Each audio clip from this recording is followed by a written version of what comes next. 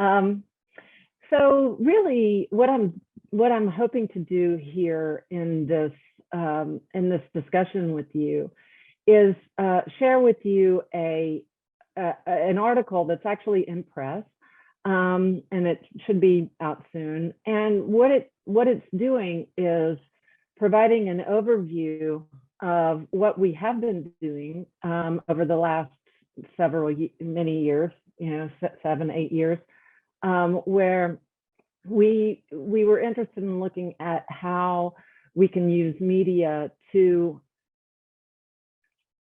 increase social good, to allow us to care more about others, to feel our interconnectedness, and to be more generous and compassionate. And so we've done a fair amount of research there, and but it was now a time to kind of take stock of what we're doing and to be self-critical about what we're doing, and to think about where what we've seen may have theoretical holes in it. And it's not really so much of a presentation of a model in this article, although it is that, but it's more of an invitation for other scholars who are interested in this area to critique us, to expand our model, to change our model. So this is a call for that. So I'm not assuming that everyone here has a background in this area. So I'll really briefly give you a background, and then I'll get more into the model.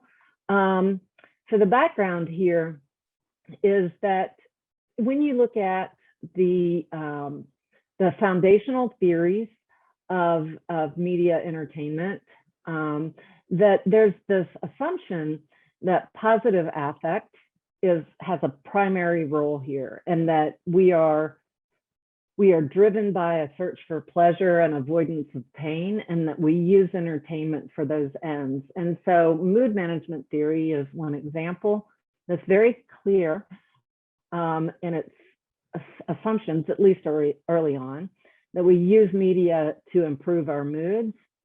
And earlier disposition theories of enjoyment focused as well on feeling pleasure when the good character wins, the protagonist succeeds, and the bad character loses. So in thinking about this, and you probably could guess that Zillman, if you've read any of Dolph Zillman's work, played a huge role in this, as did Jennings Bryant's work. And I'm a grandchild of these scholars, and so I was heavily influenced by them. But I remember taking a graduate seminar, and where we had to take an article. This was my first graduate class ever, and we had to take an article and present it to the course. And I took an article by Zillman and Bryant, and we had to think about it. And it haunted me since I was a graduate student. And so as in the more recent years, we've kind of tried to rethink these assumptions and how we use entertainment. And we began to consider alternative outcomes and motivations.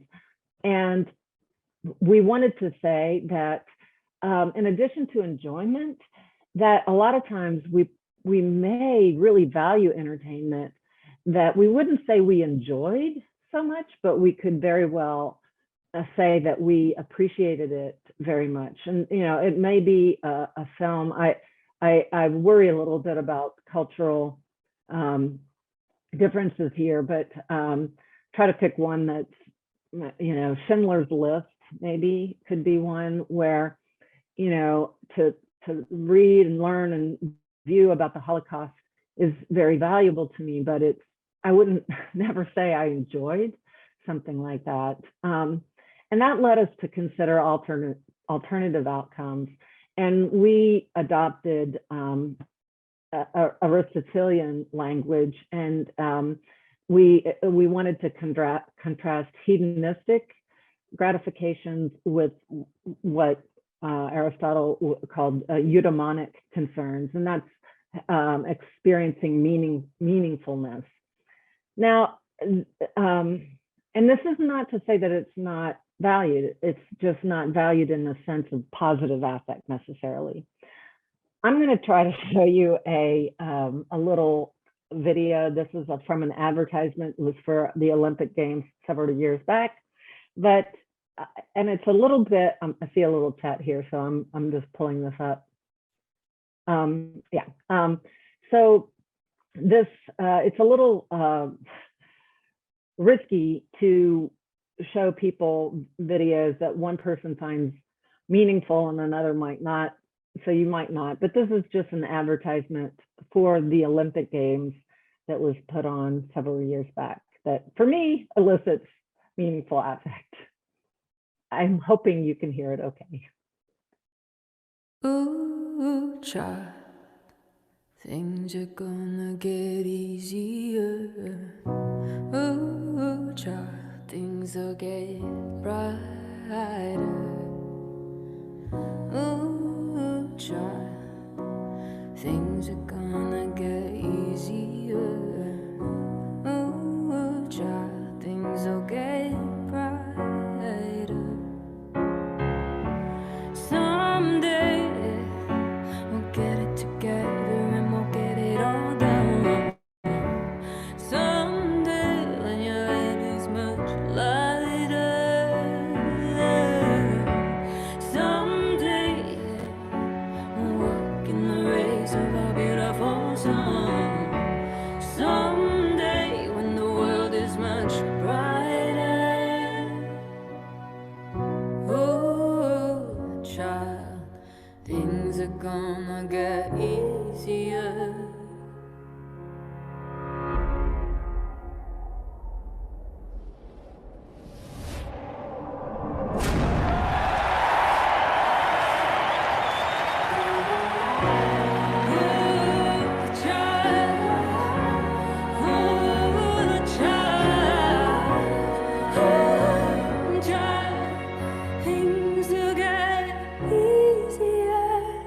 So, whoops, sorry about that. This, in thinking about this and that feeling, I don't know if you experience that feeling. I've experienced it still, and I've seen this video a number of times. That feeling of like being choked up. And so, when I first started thinking about this, I went to psychology and looked and trying to find who's studying this particular emotion. And at that time, Jonathan Haidt and Sarah Algo, but mainly Jonathan Haidt, was studying moral emotions and other praising emotions. And that could be admiration or gratitude. But he also talked about this emotion of elevation. And the emotion of elevation is the feeling that we have by witnessing other people display moral beauty, display compassion and gratitude and hope and kindness. And it's often associated, rather than just pure positive affect, it's associated with mixed affect. And I'd be very curious. I have one of my graduate advisors is a professor in South Korea now, and she's written beautiful chapters for some books that we have on cultural differences in mixed affect. So I would love to hear what you think about this, and also, if you ever want to like collaborate on something, like this is a little plug. But anyway, it's associated with mixed affect, both happy and sad at the same time. It's often associated with physiological responses that are just now beginning to garner attention from people who do psychophysiology, and I'm really happy about that. But it can elicit tears, a lump in the throat, feeling choked up. And the thing that really interested me about it was that it's associated with pro-social motivations, and that people want to, often when they experience that, they feel like they want to display love to others, to display compassion, there's greater charitability, there's greater engagement in altruistic behaviors. And early on, I worked with some scholars, Tila Hartman and Julia Woolley, and this was just a very early exploration where we asked people to think about a film that was either meaningful, and so that's coded as 1 here statistically, or one that was pleasurable. And we were interested, and then we asked them, what did the film portray? And we had a list of virtues. And so we were interested in if they were saying it was meaningful, was it more likely to portray these pro-social sort of virtues, moral virtues? And then did that lead to mixed affect, meaningful affect, and we operationalized that as feeling happy and sad at the same time and having these physiological indicators. And then did that lead to heightened moral motivations? And so, generally that's what we found here. But since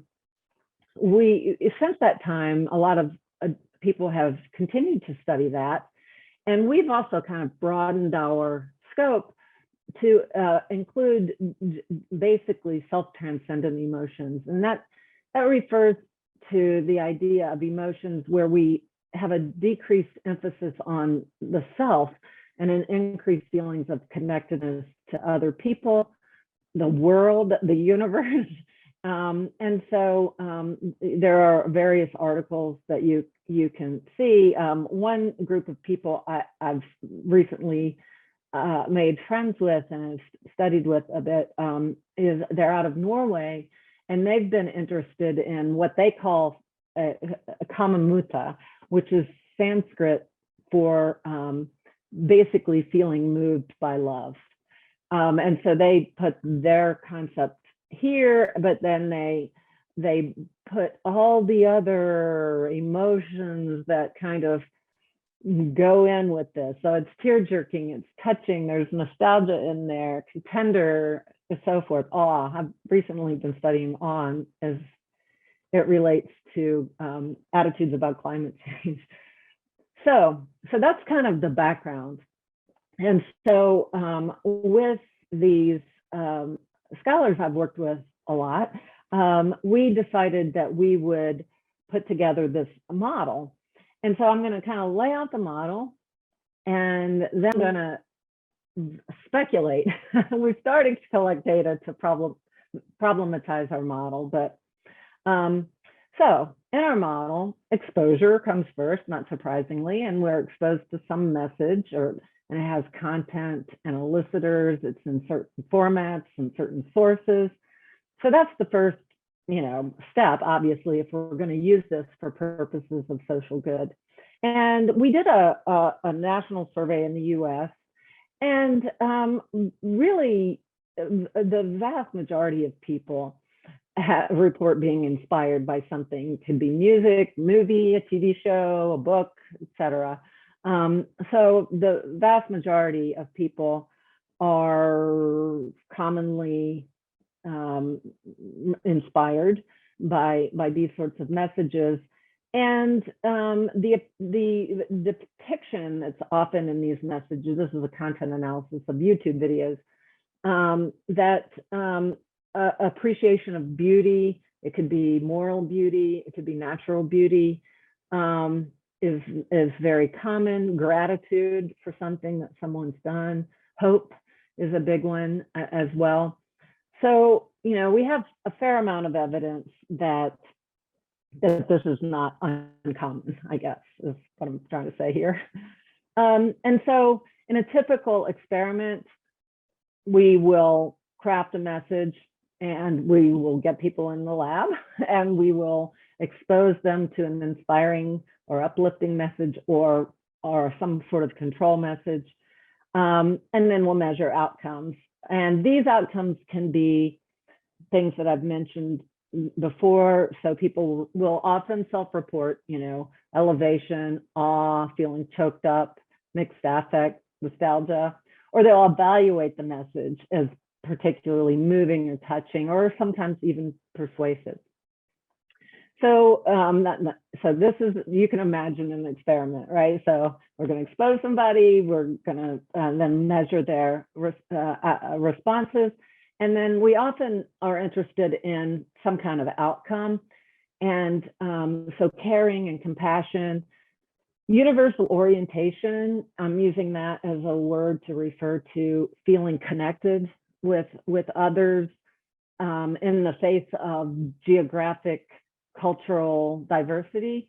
I'm interested to kind of playing with Gerbner's mean world syndrome. I don't know if you've read that in cultivation research, but the idea that he had was that because television is so violent, we become to see the world as a mean world. So we wanted to play with that. So it's a kind world.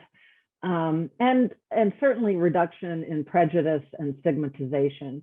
And we also have either collected data on this, or we have seen other people who've done studies. So altruism, charitability, greater concern about the environment, even seeking information. So those are the kind of outcomes that we've frequently seen. So this is kind of a typical thing that we've done in the research thus far. We also, though, have noted that there are certain media behaviors that can follow. So people are inclined to share that kind of content, comment on it, and then even create things. I have some data on that, but I'm kind of glossing over that tonight, just in the interest of time.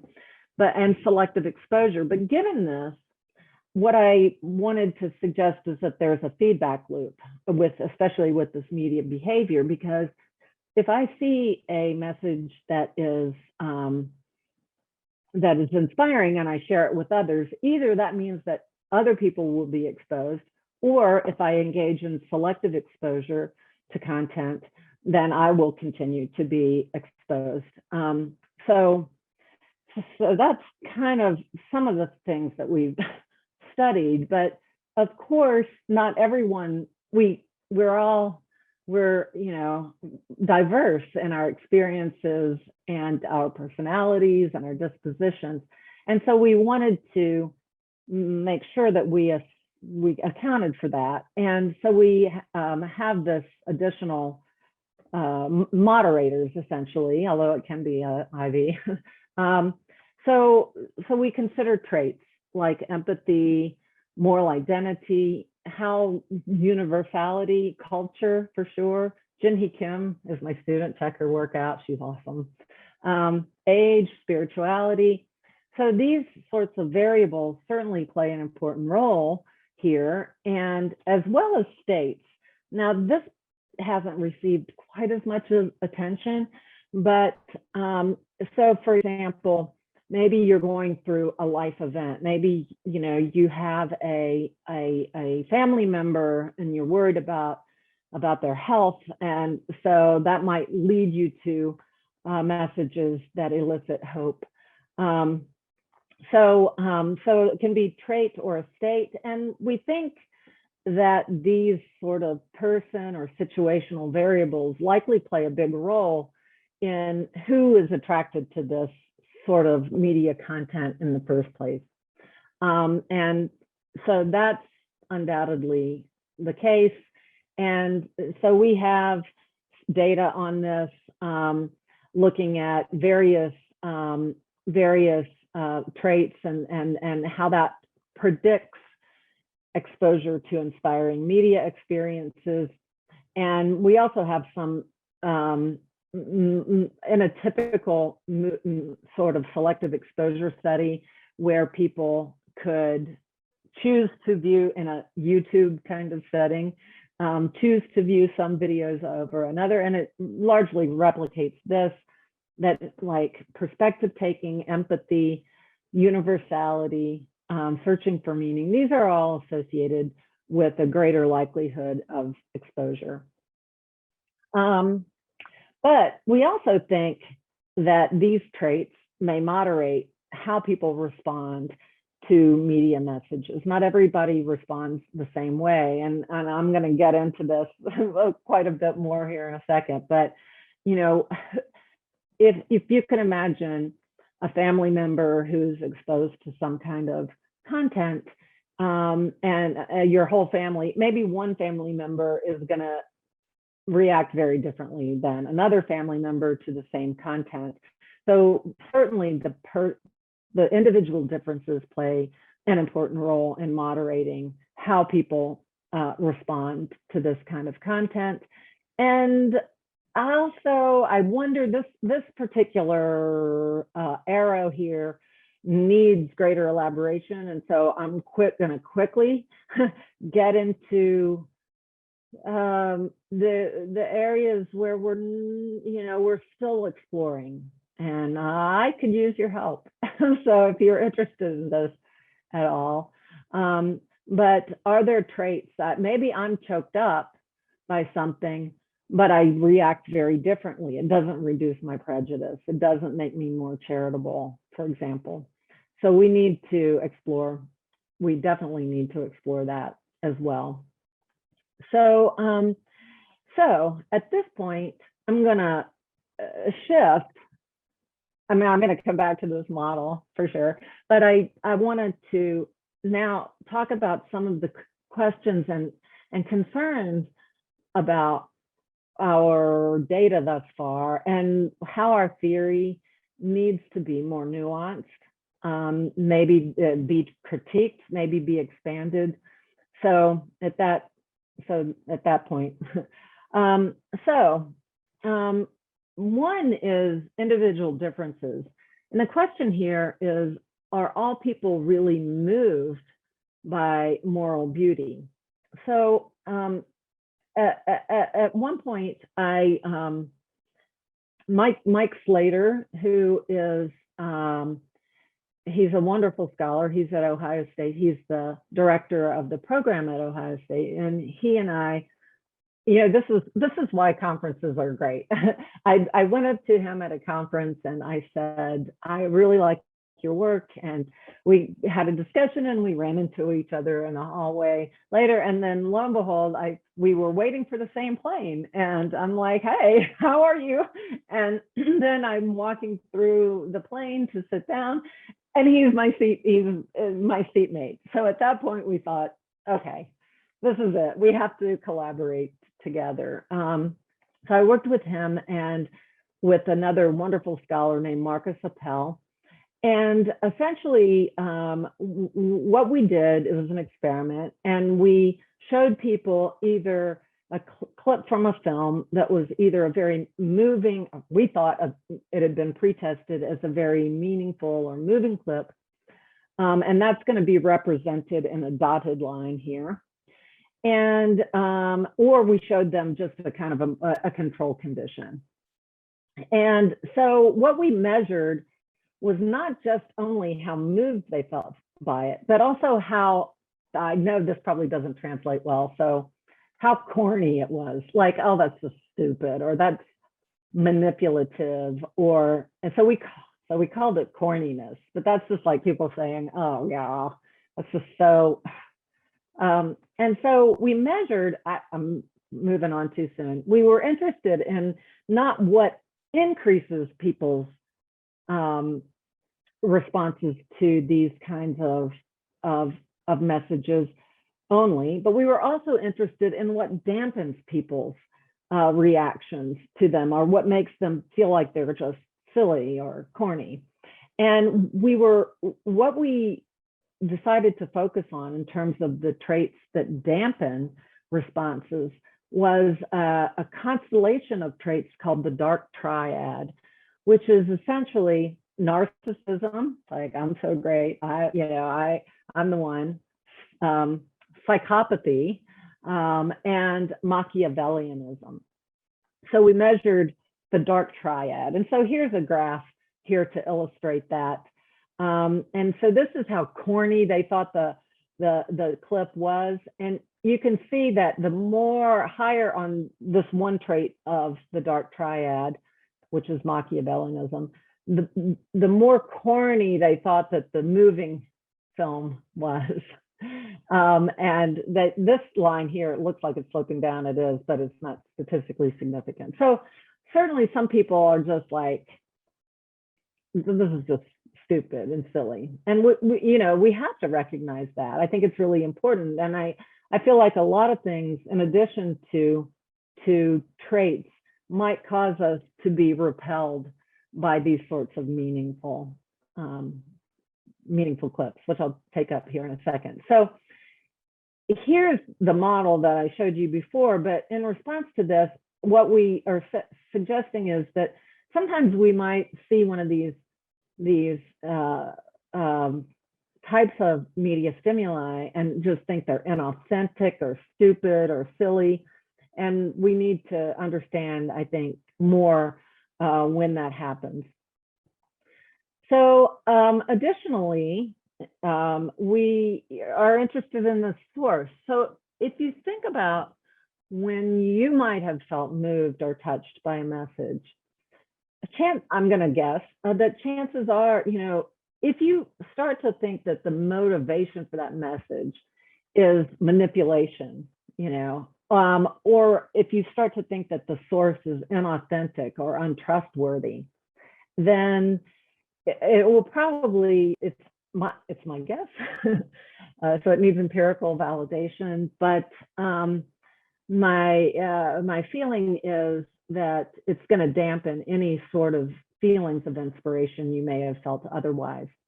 I'll give you an example. I'm just going to show you a little clip here. There was the U.S. Football Super Bowl several years back. That had an advertisement. I won't show you the whole thing. I'll just show you a little clip, but it was for trucks. And instead of just talking about trucks in the ad, what they decided to do was superimpose a speech by the Reverend Dr. Martin Luther King Jr. And so I'll just show you a little clip so you kind of get a handle on it.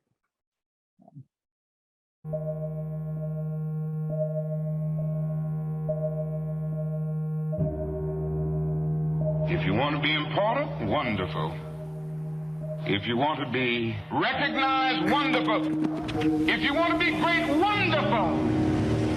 But recognize that he who is greatest among... So you kind of get an idea there. Oops,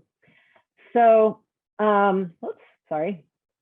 And what happened was that advertisement was met with a lot of moral outrage. So these are just some Twitter tweets from them, but people are like, that is terrible. It's a hyper masculine, Trump supporting, poor taste, tone deaf. People really hated it. And so, and there are other examples I could give you.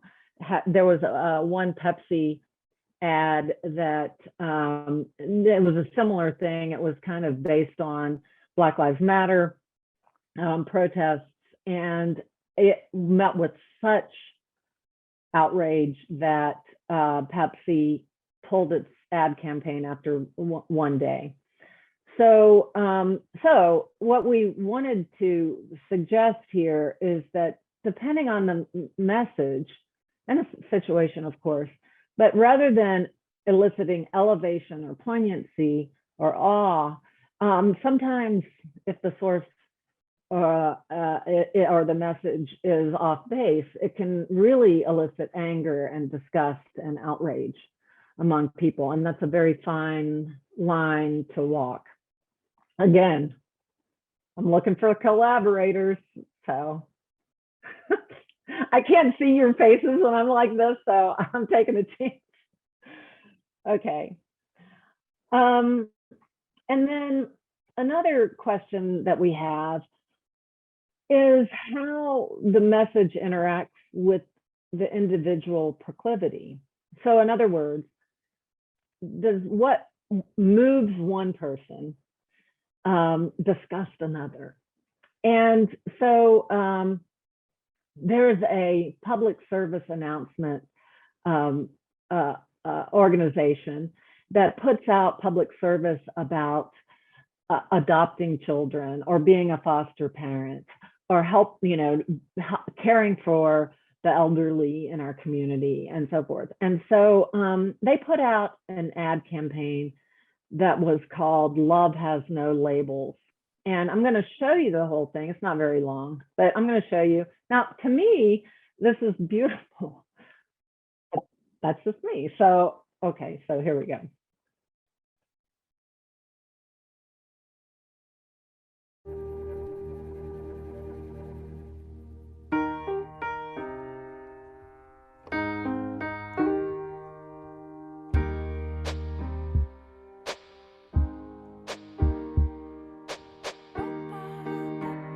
And I can't change, even if I try, even if I wanted to. My love, my love, my love, she keeps me warm. She keeps me warm. She keeps me warm. She keeps me warm. She keeps me warm. She keeps me warm. We are neighbors and best friends. I love my sister. My heart doesn't see race. Love is love. Our family is no less than any other family. So,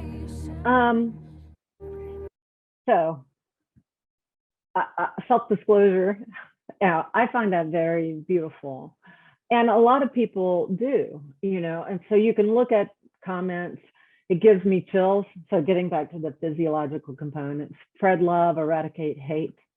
You know, it's so, I started crying. I want to, you know, I want to be a person full of this. There's your motivation, you know, kindness. I want to love everyone. So there's that. But at the same time, if you look at comments on the video, you see things like, these commercials disgust me, you know, ad council, that's the group, you're disgrace, pathetic, this is garbage.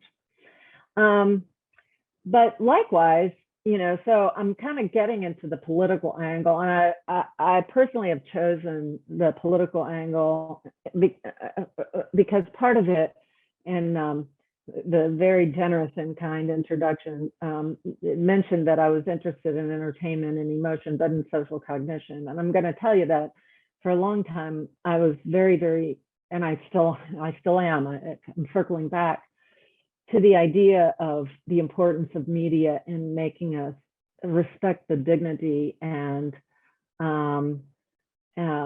beauty of all humans. And this leads me to politics again. Anyway, so the example I showed you now was one that might appeal to a person of a different political persuasion than another. But likewise, okay, so this was a clip of former former President Trump, and it was some presentation that he was giving. I'm looking at it on YouTube.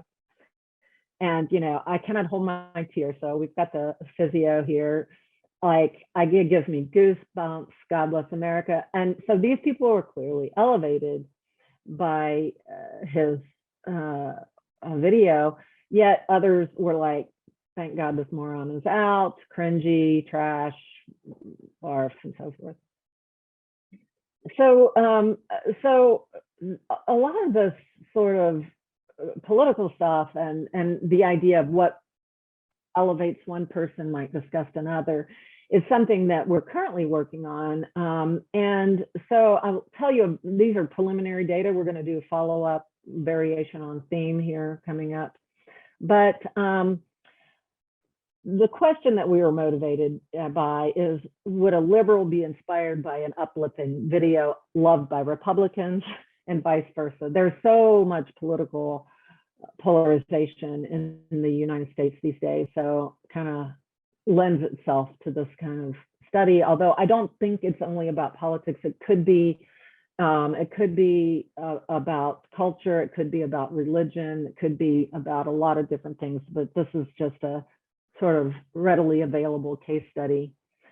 So we had a sample of people on Mechanical Turk. We deliberately chose only Democrats versus Republicans, and so we had a little cover story to kind of set the stage. And the cover story, well, we first asked people to go out and find a YouTube video that's moving and that they think is moving and touching and inspiring, uplifting.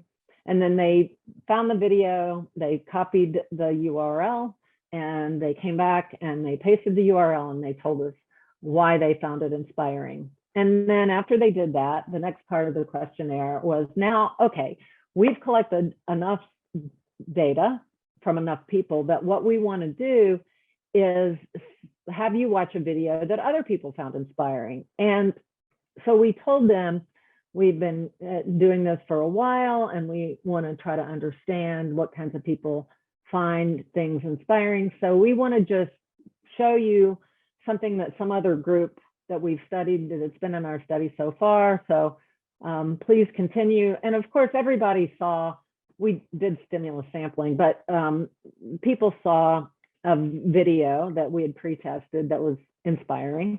And but we had 3 conditions.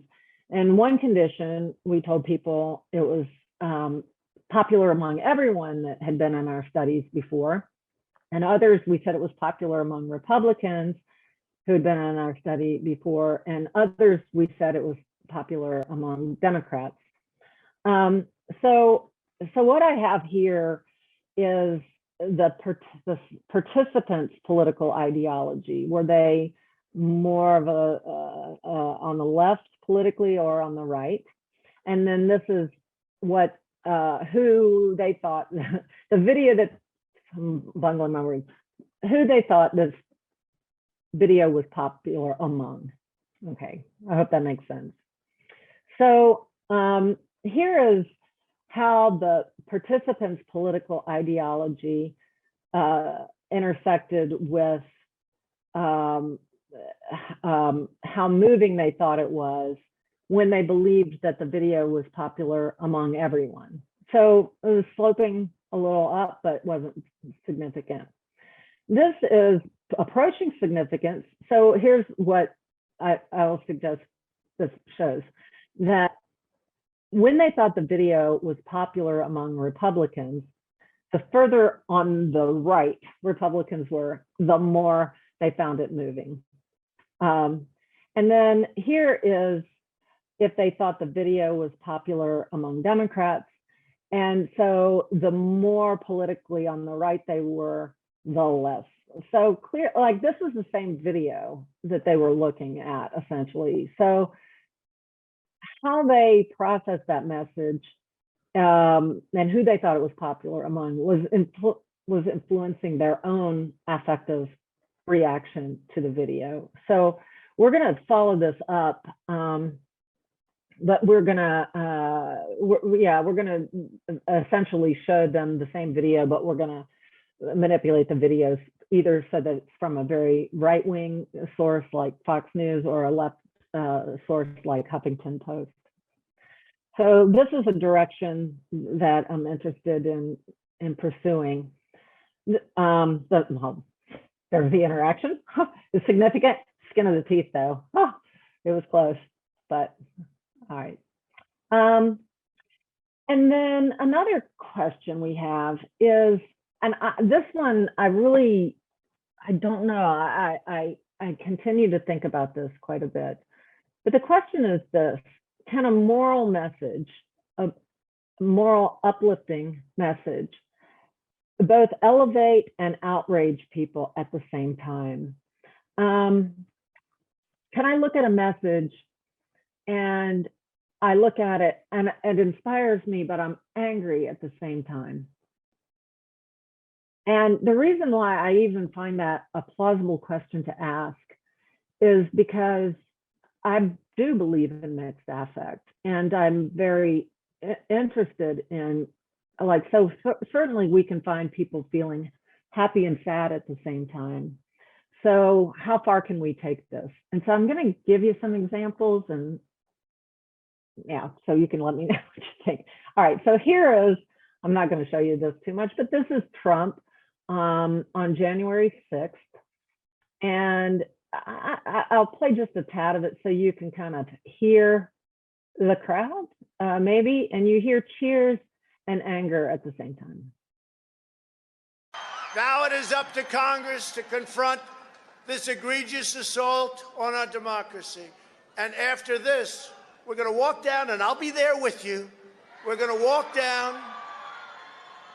Okay, so undoubtedly you've seen then what happened following that. And so, you know, it seems to me that perhaps people were feeling these simultaneously. But sorry, now it is up to Congress to confront. But I'll give you one. This is a video about Black Lives Matter protests in the US last year after George Floyd. But I started thinking about this a while back. I was doing a study with a colleague at my university named Jim Dillard, and we were interested in how narrative news stories could result in destigmatization against, we were given the groups, this is a funded study, but destigmatization against people who are elderly, people who are immigrants, people who were in prison. And he is very interested in discrete emotion, and I'm very interested in compassion. So we measured both compassion and anger and disgust, and they were positively correlated. And I think because we situated our news story in the context of healthcare, and so we would tell a narrative story, for example, about a person who was in prison and they couldn't get health care to treat their cancer and they passed away. Well, so people were experiencing both, but the issue and the question is, what was the trigger for their emotion, and were they really experiencing the same emotion or not? And so I've kind of been wrestling with this, and I'm not sure. Does this sort of simultaneous elevation and outrage occur really within a person? And so I might look at a Black Lives Matter video, say, for example, and feel very inspired by the courage of these protesters, that feel very angry that they had to protest to begin with. So, so can it really occur within me at the same time? Maybe it occurs because of the type of comments we see, or maybe it occurs because of the algorithms that the message is giving us. And I'll give you an example here.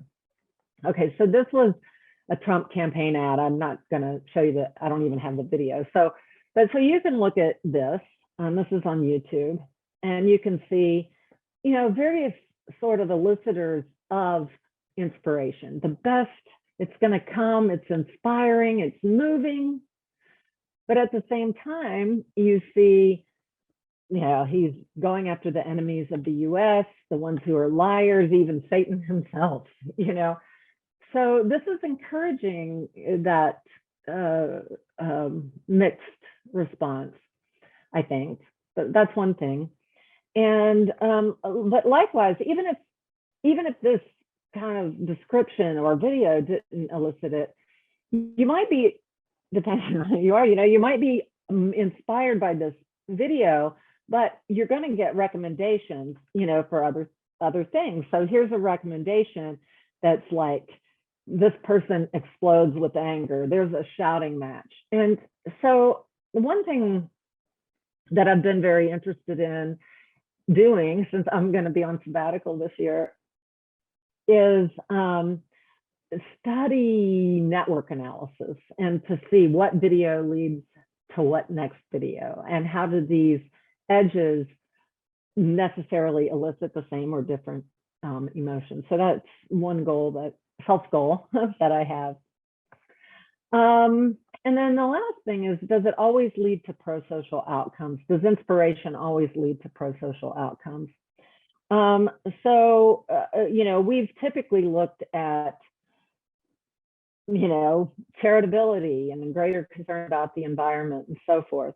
But in the case of politics, or it could be religion, or it could be many other facets of our social lives, can it lead to in-group favoritism or even aggression? And I've been reading various studies about the physiology of elevation, and there's some suggestion that when I'm very elevated, I want to protect those I care about and help those. But if that means somebody else is potentially threatening, it may lead to aggression in some circumstances. So there's that.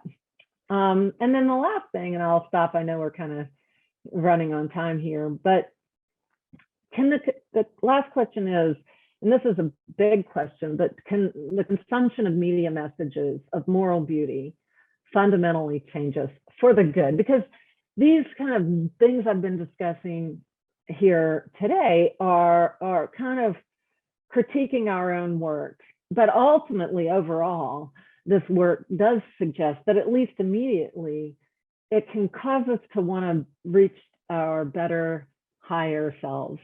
And so the question is there any link between these outcomes that we experience feeding into our fundamental nature, into our traits? So my answer to that is I hope so. So 감사합니다. I really love being able to be here. I really look for your questions. And here's my email address. Is pretty easy.